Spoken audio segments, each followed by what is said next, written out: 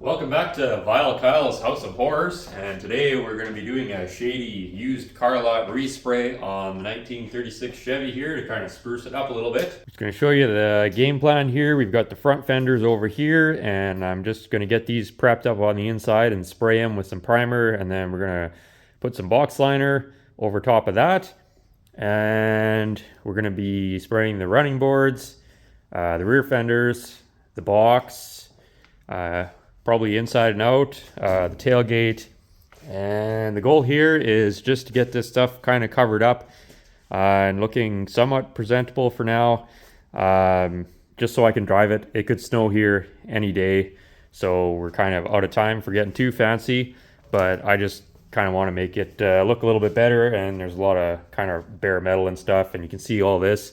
This is fiberglass mold release or something like that. The running boards and the box sides were being used as like a pattern to make fiberglass truck parts for some unknown reason, and so they need a certain amount of cleanup to get them looking decent. So I'm just going to shut up and get to work.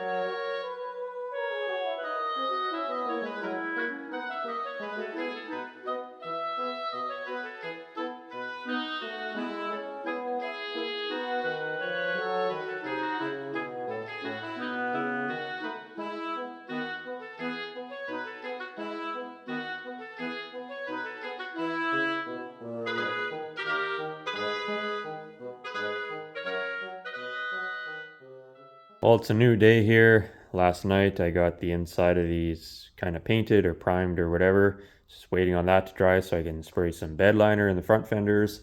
And I've kind of been sizing this up again and had a brief moment of clarity, I guess.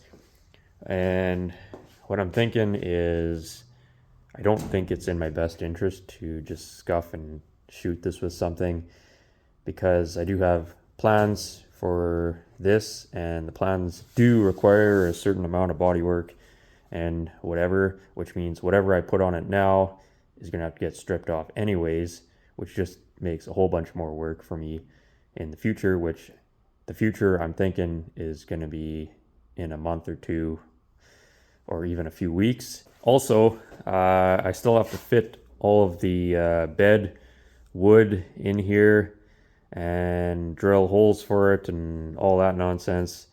So, you know, that has to be done, and there's no point in painting it or whatever just to gouge it all up again. So anyways, basically what's going to happen is I've decided to just leave this alone for now, leave it as is, drive it, put a few miles on it, then as soon as the snow hits I can blow it all apart and start actually prepping it right. And by right, like, it's not going to be what I have planned for it isn't a show finish or show anything, but there's still a certain amount of work that has to be done to it to get it to where it needs to be without it looking really terrible. So new plan is I'm just going to get the tailgate primed for now, because there's not a whole lot else that has to happen to it. So I won't be completely shooting myself in the foot by doing that. And then the rest of this is just staying the way it is.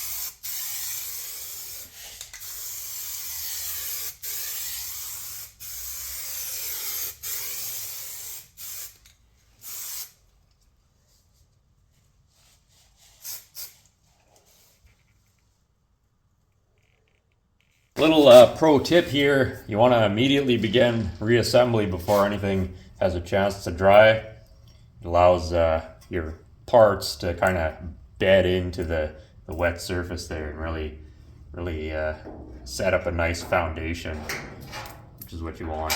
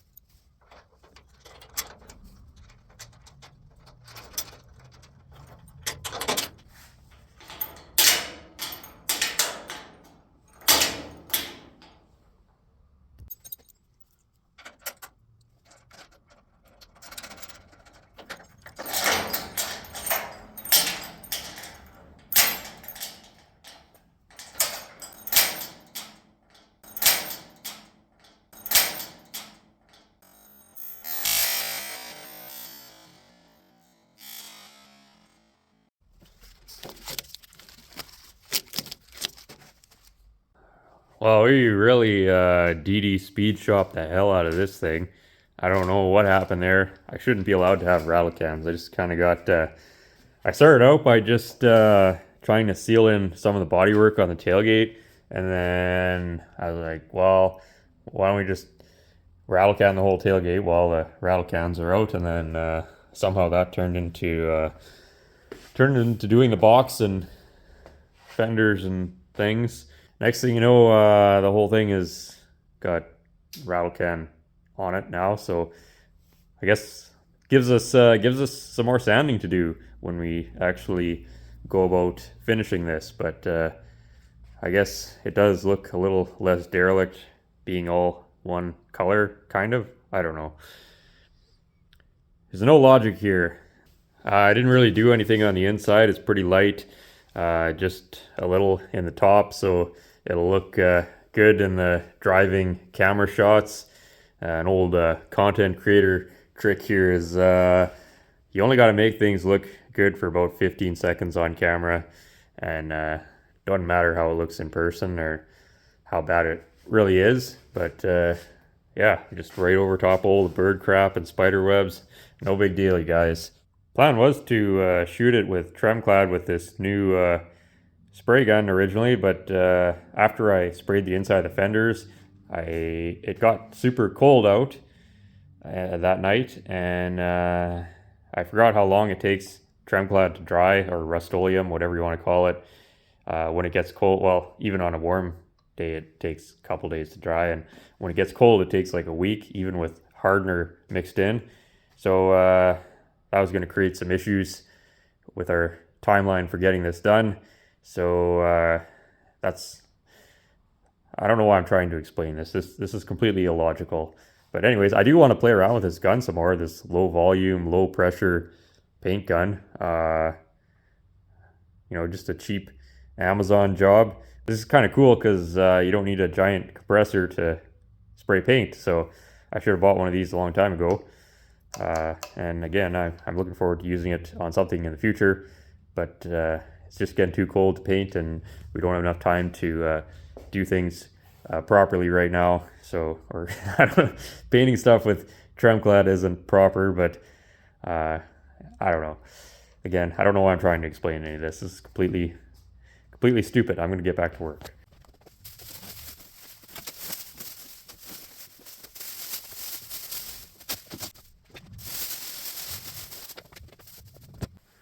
Well, it doesn't exactly look better, but it does look different. And the thing is, it took less time to quickly rattle can this than it did to clean the paint gun and mix paint. So, uh, considering it's just temporary, I think it'll be okay for now. Well, I did get my glass, but I'm not super impressed with it. I think I'm gonna have to find a new glass shop. They were good for a while, and then the last couple times they kind of dealing with this. It kind of looks like it was cut with an axe, and it's a good 1/8 inch oversize of my pattern, and this fits inside a frame, so it has to be pretty exact. Um, you know, it's kind of janky. There's also several chips along the edge, and the rear window. I guess technically this one doesn't have to be as exact, but that's a bit harsh there. And I don't know if you can see here, but they actually managed to sand the glass or grind it or whatever their process is up into here. And again, it's pretty choppy.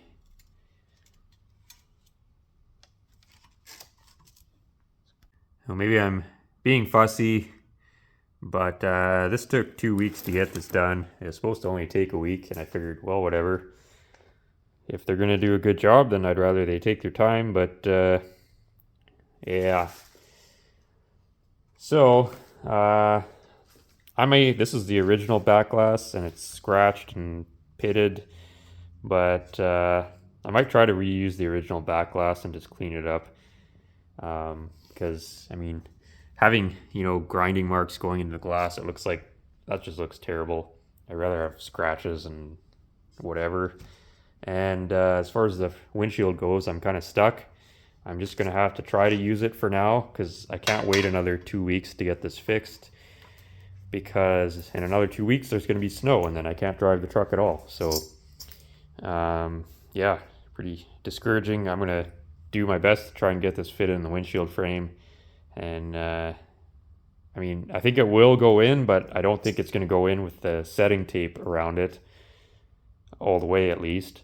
So I'm probably going to have to find another glass shop and get another windshield cut at some point. But I'm not going to film the installation of this into the frame, because it's probably going to be a bit of a nightmare.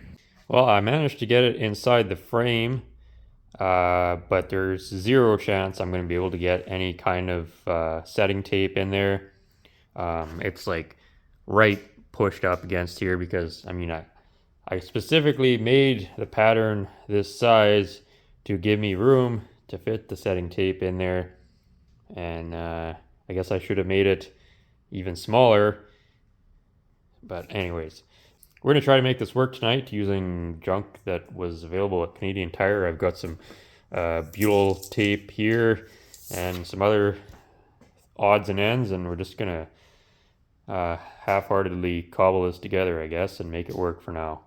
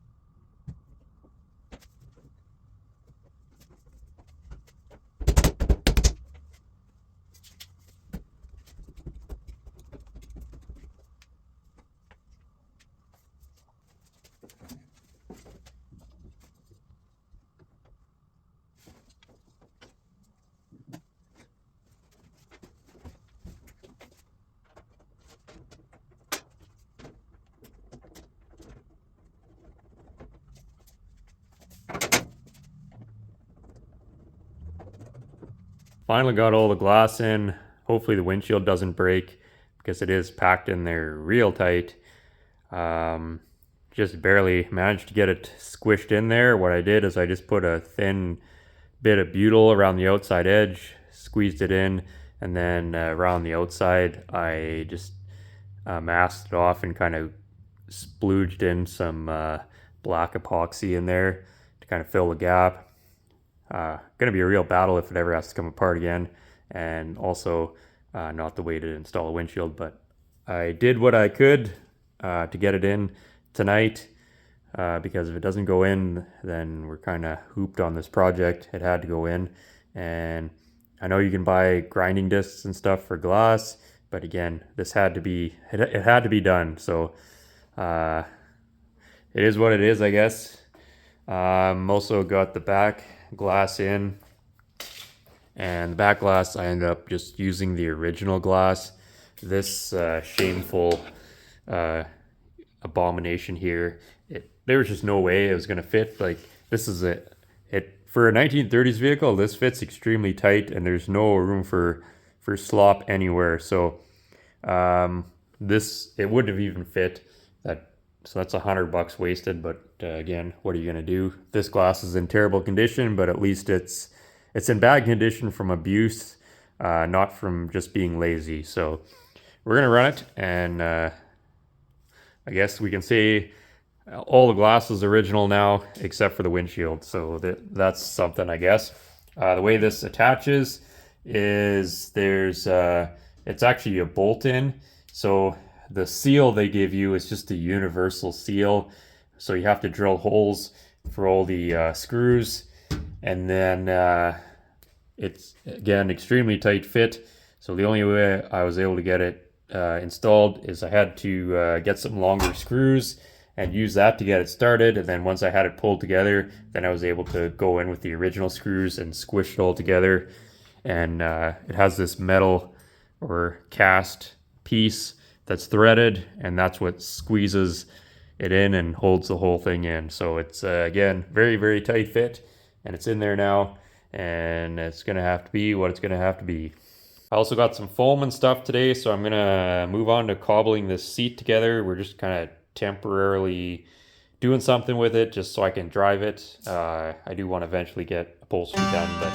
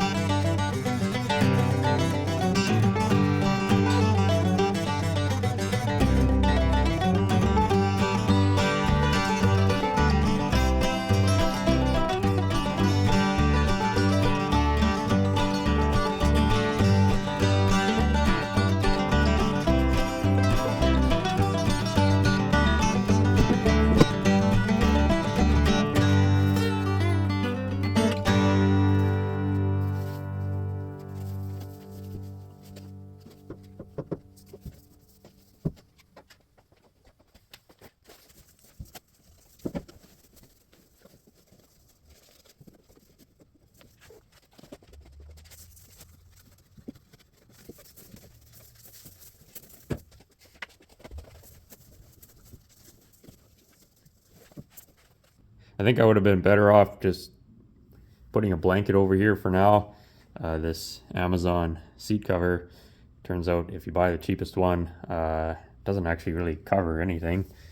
I don't even know what this would fit. Like this is a heavily cut down seat, so it wouldn't fit anything modern like at all. But whatever. Again, it did come with some headrest covers, and the cats absolutely love them. So as far as the cat toy goes, it was totally worth the money. And so I was able to make the cats happy, and good enough for now. We'll deal with the seat situation at a later date.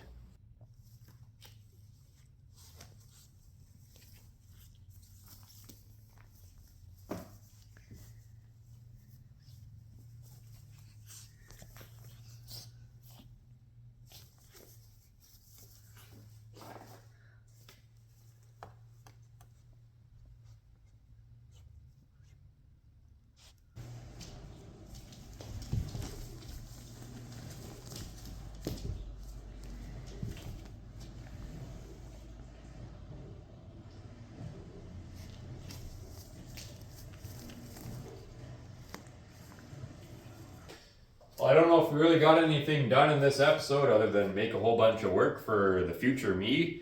But here we are. I think we're going to call it here. And next time, we're going to be reassembling the truck for hopefully the final time. And then we're going to take it for a drive again, hopefully. Well, we're going to take it for a drive, or we're going to have some catastrophic failure that will result in some sort of terrible thing. So you won't want to miss that, probably. Maybe you will. I don't know. Thanks for watching.